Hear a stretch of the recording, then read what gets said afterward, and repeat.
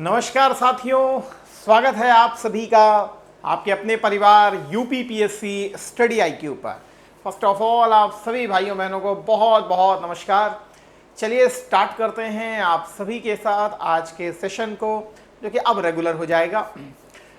हमारा 15 minute show, जिसमें कुछ बेहतरीन नए क्वेश्चंस मैं आपके लिए छांट करके लाता हूं और उन नए क्वेश्चंस को आपके साथ सॉल्व करने का प्रयास किया जाता है। तो चलिए आज के सेशन को आप सभी के साथ स्टार्ट करते हैं। तो भाई बहुत बहुत स्वागत है आप सभी का। इसकी जो भी पीडीएफ होगी वो आपको रेगुलर रूप में यहां पर मिल जाएगी। ये मेरा टेलीग्राम चैनल है। आप सभी से बहुत विनम्र गुजारिश है, अगर नहीं ज्वाइन की हो तो जरूर ज्वाइन कर लीजिएगा। ये हमारा ऑफिशियल टेलीग्राम चैनल है, इसको भी आप अवश्य ज्वाइन कीजिएगा। किसी भी प्रकार की कोई प्रॉब्लम होती है रिगार्डिंग योर स्टडीज तो आप मुझे इस नंबर पर भी व्हाट्सअप कर सकते हैं, ठीक है।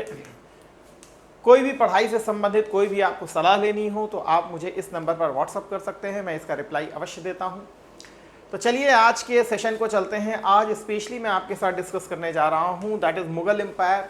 मुगल एम्पायर के कुछ टॉपिक्स को लगातार आपके साथ डिस्कस करेंगे। दिल्ली सल्तनत के बहुत सारे क्वेश्चंस को हम लोगों ने सॉल्व किया है। आशा करता हूं कि आपने उसके नोट्स अवश्य बनाए होंगे। तो चलिए आज मुगल एम्परर के रूप में सबसे पहला नाम देखते हैं बाबर का, और बाबर के क्या क्वेश्चन है हमारे पास उसको सॉल्व करने का आपके साथ प्रयास करते हैं। सोचिएगा और सोच करके आसानी से आराम से आंसर दीजिएगा। लिखा है Babur was a proficient poet and stylist in Chagatai Turkish language, ठीक है। लिखा है he invented a new style of writing calligraphy known as, उसने स्पेशली एक प्रकार का एक सुलेखन की शैली कैलीग्राफी का आविष्कार किया था। उसे किस नाम से आप जानते थे जो बाबर ने कैलीग्राफी का आविष्कार किया था? खत ए नस्तालिक के रूप में, खत ए बाबरी के रूप में, शिकस्त के रूप में, या सुल्स के रूप में? क्या होना चाहिए इसका answer? What would be the answer? क्या लगता है भाई?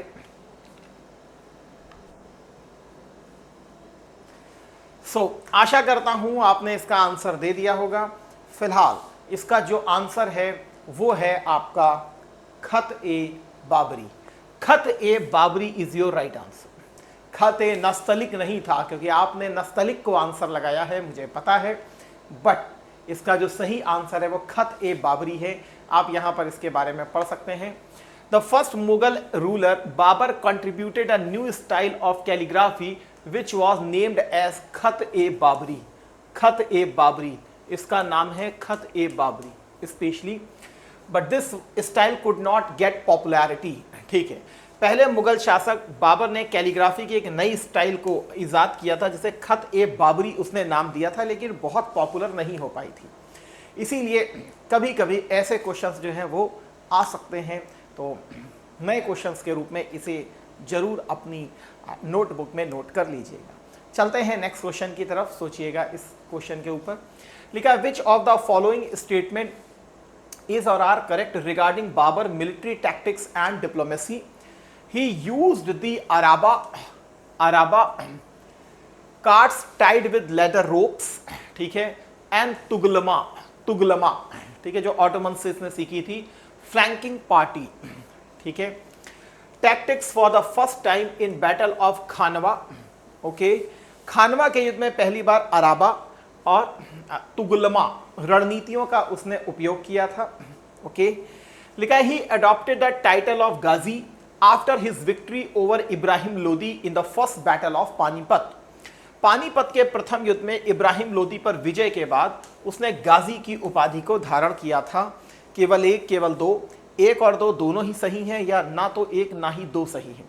इसमें आपको क्या लगता है, क्या सही है और क्या गलत लग रहा है?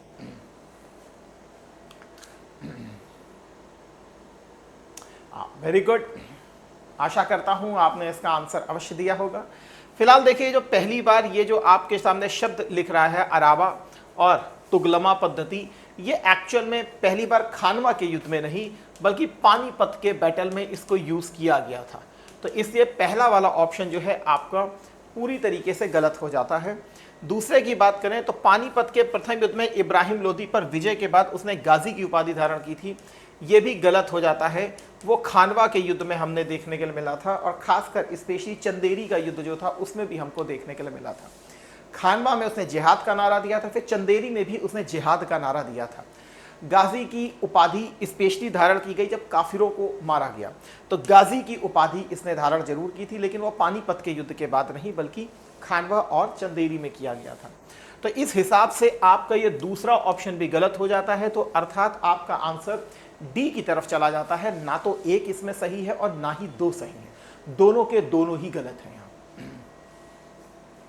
यहां पर कौन सा कथन सही पूछ रहा था, तो ना तो एक सही है और ना ही दो सही है, एक और दो का मतलब सही हो जाता है ना, तो डी ऑप्शन। नेक्स्ट क्वेश्चन लिखा है, in his autobiography Baburnama Babur mentions only 2 contemporary Hindu rulers who were दे।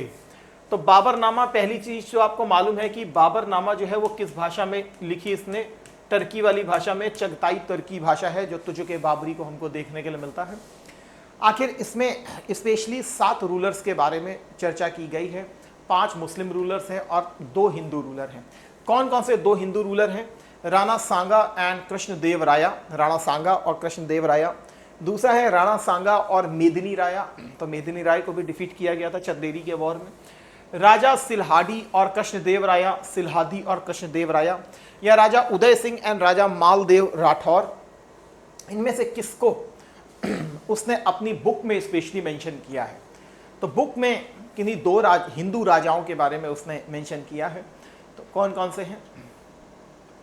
चलिए, आशा करता हूं आपने इसका आंसर अवश्य दे दिया होगा। तो राणा सांगा एंड राजा कृष्णदेव राया है, जिसमें राजा कृष्णदेव राया को उसने एज अ सबसे पावरफुल हिंदू किंग के रूप में कंसीडर किया है। इस आधार पर पहला ऑप्शन जो है वो आपका सही है, राणा सांगा एंड राजा कृष्णदेव राया।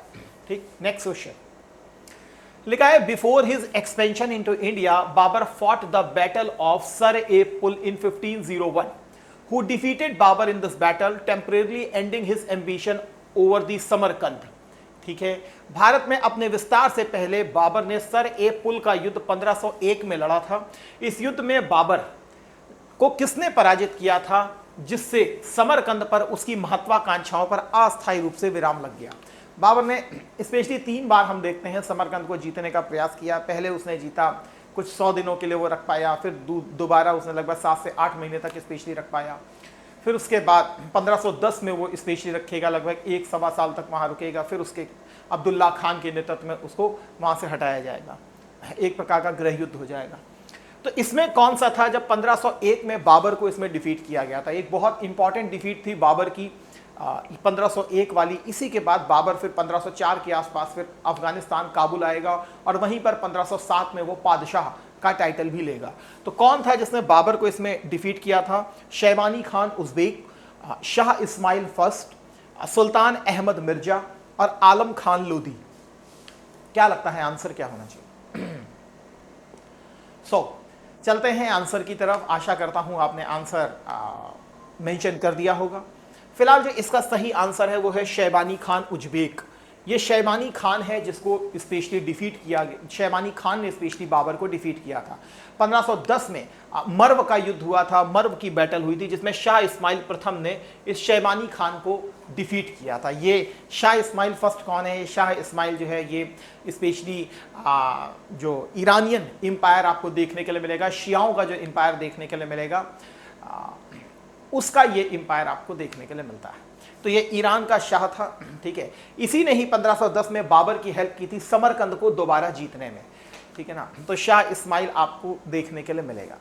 ठीक, तो A is your right answer. Next question लिखा है, बाबर ने एक विशेष प्रकार का चांदी का सिक्का चलाया था जो काबुल और कांधार में बहुत ज्यादा लोकप्रिय हुआ था। इस सिक्के का नाम क्या था? Babur introduce a specific type of silver coin. ये सिल्वर क्वाइन है which became highly popular in Kabul and Kandahar. What was the name of this coin?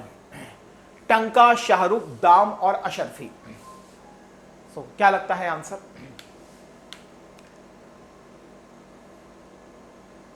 चलिए, आशा करता हूं आपने इसका आंसर अवश्य दिया होगा। फिलहाल जो इसका सही आंसर है वो है शाहरुख। शाहरुख क्यों? क्योंकि बाबर सबसे ज्यादा किसको मानता था? वो तैमूर को मानता था। तैमूर के बाद जो उत्तराधिकारी हुआ था फिर वो शाहरुख भी हुआ था, तो इसने शाहरुख के नाम पर स्पेशली क्या कहते हैं, सिक्कों को चलाया था, तो शाहरुख नाम से इसको चलाया गया था। इसके अलावा खिज्र खान सैयद की भी अगर बात की जाए तो खिज्र खान सैयद ने भी तैमूर और शाहरुख के नाम पर बेसिकली कॉइन्स चलाए थे। ठीक है, आप यहां पर देखें तो आपको समझ में आएगा, इसे शाहरुखी सिक्का भी कहा जाता था। तो शाहरुखी इशूड जो सिक्का किया गया था वो बाबर के द्वारा किया गया था, और इसको स्पेशली आगरा, जौनपुर, काबुल और लाहौर यहां से बेसिकली इशू इसको किया जाता था। ठीक है, तो यहां पर आप देख सकते हैं कितने ग्राम का हुआ करता था, लगभग 4 से 5 ग्राम का ये सिक्का हुआ करता था, मतलब 72 ग्रेन का ये सिक्का हुआ करता था।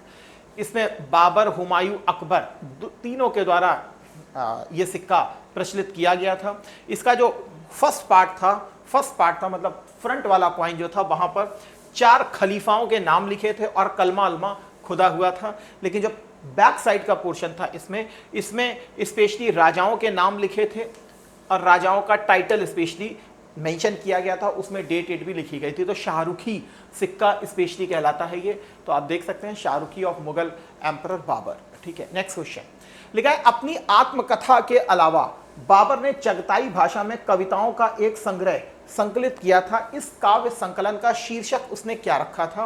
Apart from his autobiography, Babur compiled a collection of poems in Chagatai language. What is the title of this poetic compilation? Risala e Walidiya, Diwan e Babur, Diwan e Rashid, Tarikh e Rashidi और मुबैन अल इस्लाम। क्या लगता है आंसर क्या होना चाहिए? आशा करते हैं इसका आंसर आपने अवश्य दिया होगा। चलते हैं आंसर की तरफ। फिलहाल इसका जो सही आंसर है वो है दीवान ए बाबर। अगर आप यहां पर पढ़ें तो आपको समझ में आएगा, दीवान ए बाबर।